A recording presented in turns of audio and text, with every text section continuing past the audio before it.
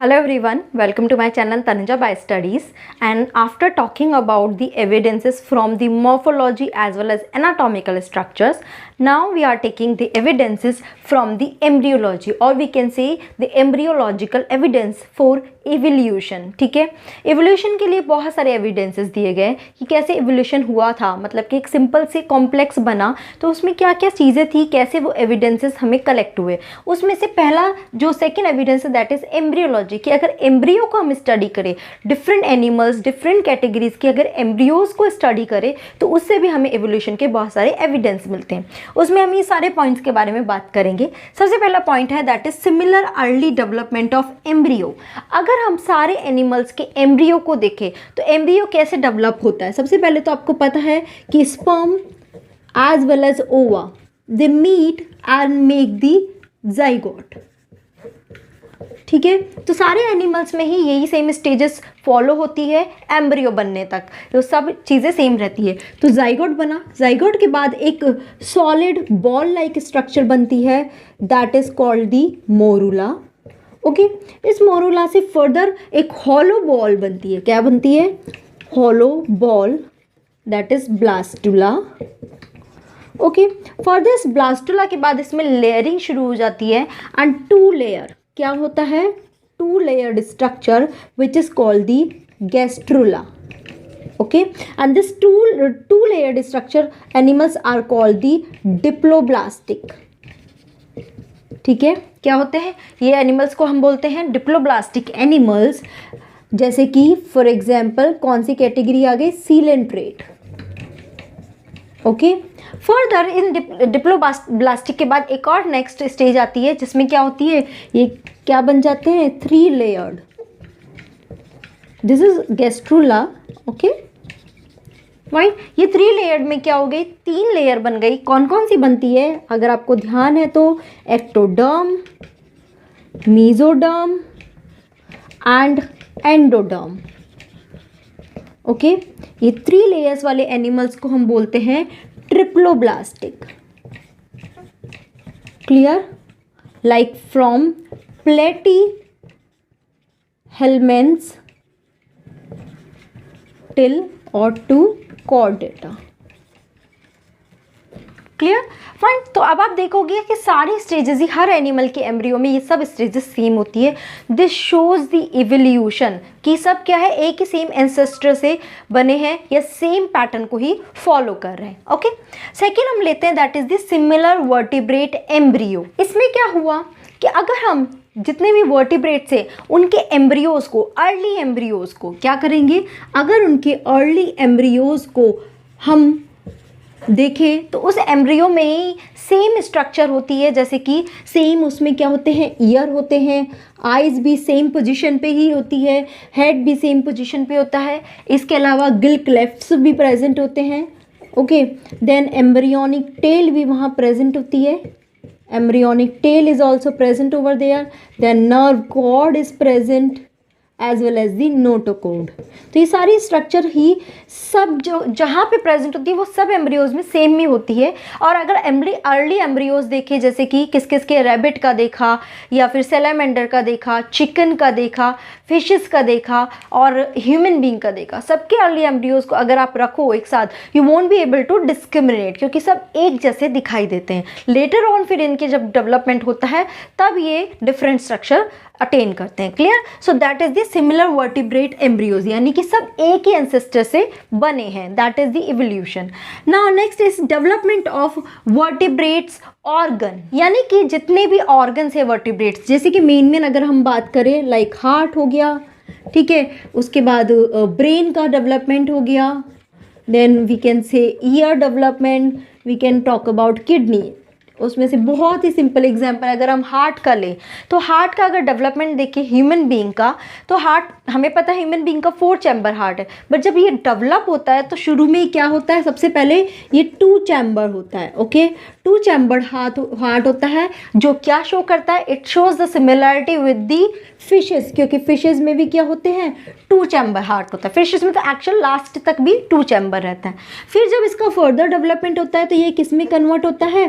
3 chambered heart में convert हो जाता है, which shows the similar development of the reptiles as well as amphibian. Okay, फिर उसके बाद ये क्या होता है, 4 चैम्बर हार्ट में कन्वर्ट होता है, तो उसमें क्या हो जाता है, then last come into the birds as well as mammals. Okay, तो अगर हम देखें तो इसमें हम बोल सकते हैं कि शुरू में जो कैरेक्टरिस्टिक्स है वो फिशेस है, यानी कि हम कहीं ना कहीं, या मतलब मैमल्स जो है वो कहीं ना कहीं फिशेस से ही डेवलप होके आ रहे हैं, तो उनके एंसेस्टर कौन हो सकते हैं, फिशेस ही हो सकते हैं। Clear? So this shows the evolution, evidence of evolution. Next is what, retrogressive Metamorphosis. मतलब क्या है इसका, रिट्रोग्रेसिव मेटामॉर्फोसिस, कि अगर किसी अडल्ट को हम देखें तो उसको जिस ग्रुप में रखा गया है, बट वो अडल्ट उस ग्रुप की कैरेक्टरिस्टिक्स को मैच नहीं करता, but still that adult is place in that group. क्यों? क्योंकि उसका जो लार्वा है वो कैरेक्टर शो कर रहा है। ठीक है, जैसे कि फॉर एग्जांपल हर्डमानिया, अगर हर्डमानिया को देखें तो उसको हमने किस में रखा है, यूरोकॉर्डेटेड में। ठीक है, दो ये यूरोकॉर्ड मतलब कॉर्डेट्स की कैरेक्टर्स नहीं शो कर रहा है, बट फिर भी हमने इसको रखा है क्योंकि इसका अडल्ट तो कॉर्डेट्स कैरेक्टर नहीं शो करता, बट अगर इसके लार्वा को देखें तो ये लार्वा में क्या होते हैं, ट्यूबुलर नर्व कॉर्ड प्रेजेंट होती है as well as notochord present होती है, और ये दोनों ही क्या है, इंपॉर्टेंट कैरेक्टर है किसके, कॉर्डेट्स के। So that is why it is kept under urochordates. तो यानी कि इनिशियल जो डेवलपमेंट हो रहा है वो क्या हो रहा है, बाद में वो अडल्ट में दिखाई नहीं दे रहा, that is called the retrogressive Metamorphosis during development. Initial larval character does not show into the adult one, तो ये भी एवोल्यूशन को शो करता है। Okay, next is what, temporary non functional embryonic structure. इसमें क्या हुआ कि कुछ ऐसे स्ट्रक्चर्स होते हैं जो एम्ब्रियोज में तो प्रेजेंट होते हैं, बट जब उससे अडल्ट बनता है उसमें वो स्ट्रक्चर नहीं प्रेजेंट होता, बट इट शोज कि हमारा जो एंसेस्टर है वो इस तरह का रहा होगा, मतलब हम किससे डेवलप हुए हैं। जैसे कि फॉर एग्जांपल अगर हम बात करें बर्ड्स में क्या होते हैं, टूथ बर्ड होते हैं।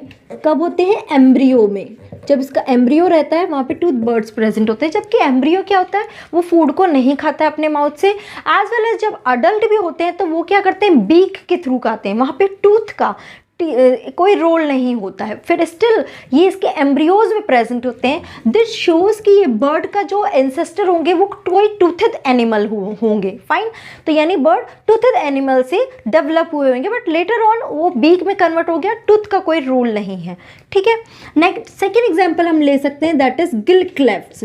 अगर हम देखें तो ह्यूमन में भी मतलब मैमल्स में भी और एनिमल्स में क्या है, शुरू में एम्ब्रियोज में क्या प्रेजेंट होते हैं, ये गिल क्लेफ्ट्स प्रेजेंट होते हैं। But if you know about it, Gill clefts का रोल क्या है, सिर्फ फॉर एक्वेटिक एनिमल, मतलब कि किस में प्रेजेंट होते हैं, सिर्फ फिशेज में और जो कुछ एक्वेटिक एम्फीबियंस होते हैं। ठीक है, लैंडेड वन की बात नहीं कर रही हूँ, जो एक्वेटिक एम्फीबियंस होते हैं उसमें ही प्रेजेंट होते हैं। लेटर ऑन रेप्टाइल्स, बर्ड्स के लार्वा में गिल क्लेफ्ट्स का कोई रोल नहीं होता है, but still it is present.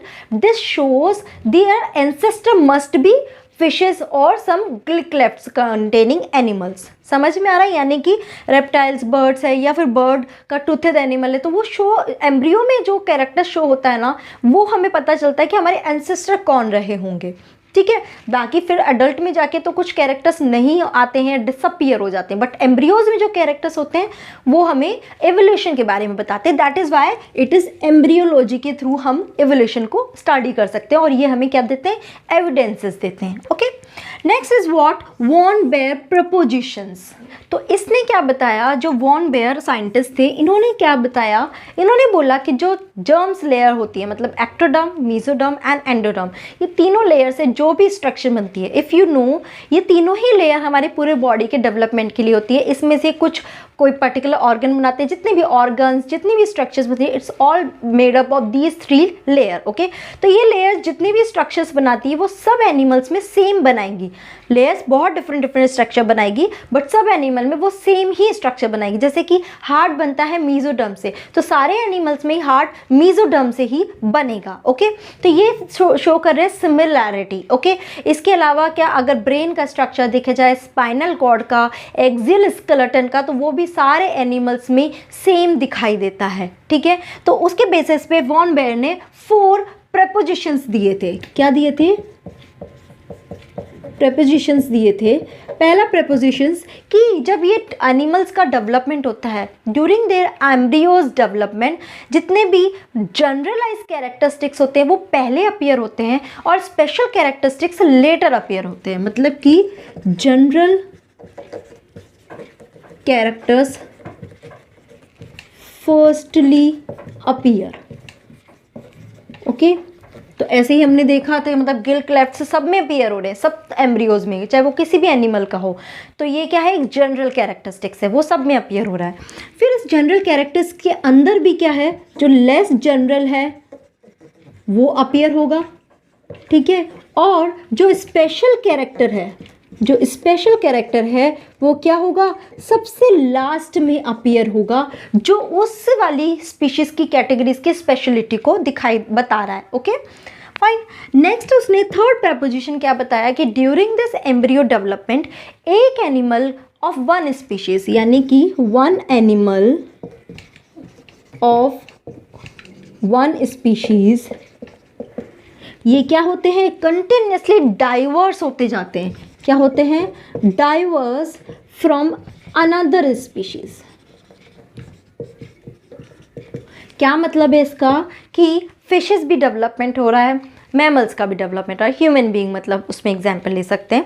दोनों का इनिशियल एम्ब्रियो देखे, या फिर हम रेप्टाइल्स की बात करते हैं या बर्ड्स की बात करते हैं, दोनों के इनिशियल एम्ब्रियोज देखे तो गिल क्लेफ्ट्स मिल रहा है। ठीक है, तो ठीक है, बट जैसे जैसे एम्ब्रियोज का डेवलपमेंट होता जा रहा है, ये एनिमल्स क्या होते हैं, डाइवर्स होते जा रहे हैं। मतलब शुरू में तो ये इतना सिमिलर कैरेक्टरिस्टिक्स है इन दोनों के एम्ब्रियोज में कि हम उसको डिफ्रेंशिएट भी नहीं कर सकते, बट जैसे ही डेवलपमेंट होता जा रहा है ये क्या होते हैं, डाइवर्स होते जा रहे हैं। ठीक है, fine, this is the third preposition कि एक एनिमल, एक स्पीशीज का दूसरे एनिमल की दूसरे स्पीशीज से डाइवर्स होते जा रहे हैं during the development. Okay, and the fourth preposition उसने क्या बोला कि ड्यूरिंग दिस डेवलपमेंट कोई एक हायर ऑन क्लास का ऑर्गेनिज्म है, मतलब कि ज़्यादा डेवलप एनिमल है, उस हायर एनिमल की जितनी भी डेवलपमेंट स्टेजेस होती है, क्या होती है, जितनी भी डेवलपमेंट स्टेजेस होती हैं वो क्या होती है, एक लोअर